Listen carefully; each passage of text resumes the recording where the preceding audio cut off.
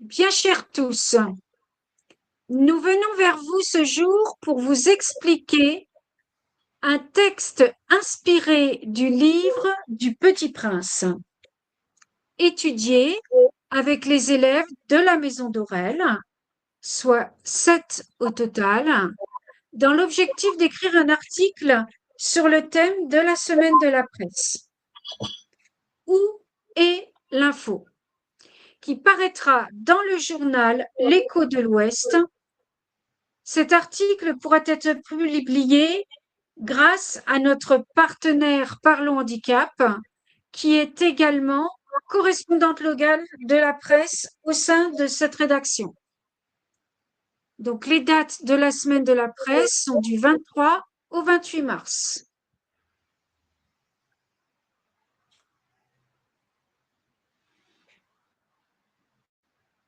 Alors, commençons. Et si l'information la plus importante n'était pas celle qui fait le plus de bruit? Et si parfois ce qu'on doit comprendre se cachait là où on ne l'attend pas? Cette année, le thème de la semaine de la presse est Où est l'info? Pour répondre à cette question, nous avons choisi un livre un peu particulier, mais qui parle de nous. Un livre qui parle d'actualité. Le Petit Prince. Un livre né dans l'obscurité. Le Petit Prince a été écrit en 1943, en pleine guerre. Antoine de Saint-Exupéry est pilote, exilé à New York, malade, seul, profondément mélancolique. On lui demande d'écrire une histoire de Noël pour se distraire. Mais ce qu'il écrit, c'est autre chose. Il écrit ce qu'il a au fond de lui, sa peur, sa solitude et son amour pour l'humanité. Le Petit Prince, c'est une lettre d'amour adressée à l'enfant que nous avons été. Partie 2. La rencontre adulte et enfant.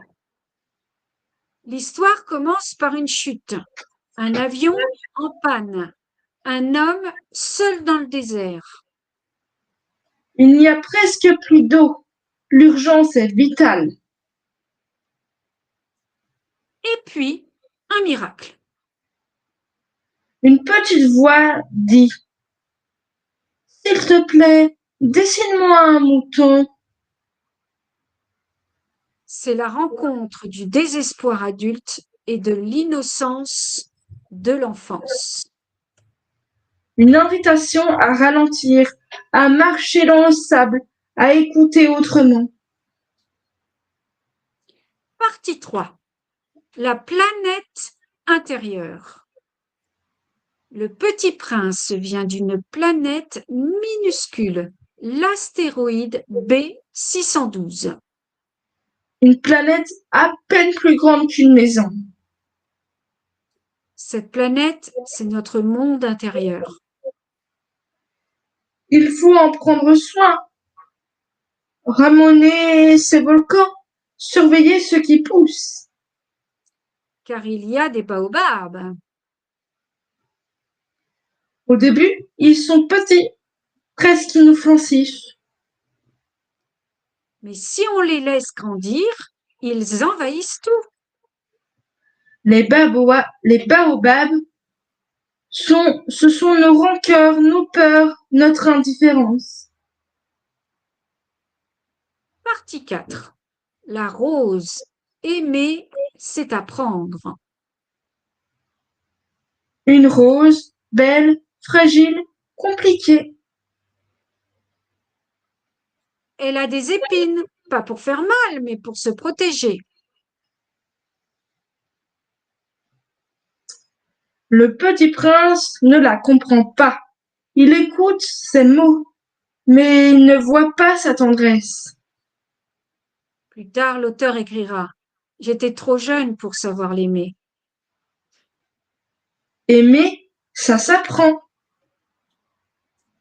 Partie 5. Les adultes et leurs masques. Le petit prince voyage. Il rencontre des adultes étranges. Un roi qui règne sur le vide, un vaniteux qui mendie l'admiration, Un businessman qui compte les étoiles sans jamais les regarder. un géographe qui sait tout, mais ne vit rien. Tous ont oublié quelque chose d'essentiel. Leur cœur. Partie 6. Le renard. Où est l'info? Puis vient le renard. Il dit un mot très important. Apprivoiser. Apprivoiser, c'est créer des liens. C'est prendre du temps. Ça demande de la patience et des rituels. Et le renard livre son secret. On ne voit bien qu'avec le cœur. L'essentiel est invisible pour les yeux.